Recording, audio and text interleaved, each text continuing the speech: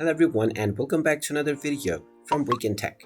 In this video, I'm going to show you how to fix the Spotify application not responding issues on your device. So let's get started right away. Now, if you're trying to use the Spotify application on your device, but in the middle of using the app, if the application shows you an error message telling you that the application has stopped working and you only have the option to quit, then the first thing that you will need to check is to make sure that the application is updated to the latest version.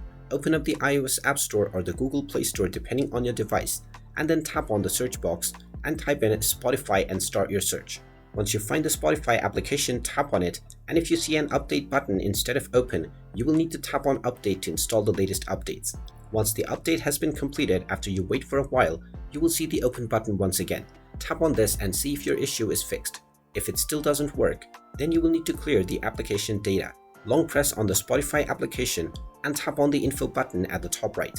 Now, from the app info page, tap on force stop at the bottom right corner and tap on OK to stop the app. You can then scroll down and tap on storage, and now from the storage menu, you will see clear data at the bottom left. Tap on this and then proceed forward with the delete button, and this will clear all of your user data for the Spotify app.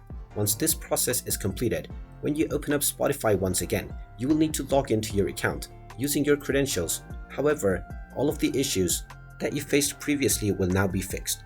And there you have it. That is how easy it is to fix the not responding issues within the Spotify app. If you find this video helpful, make sure you hit that like button and subscribe to our channel if you haven't done so already.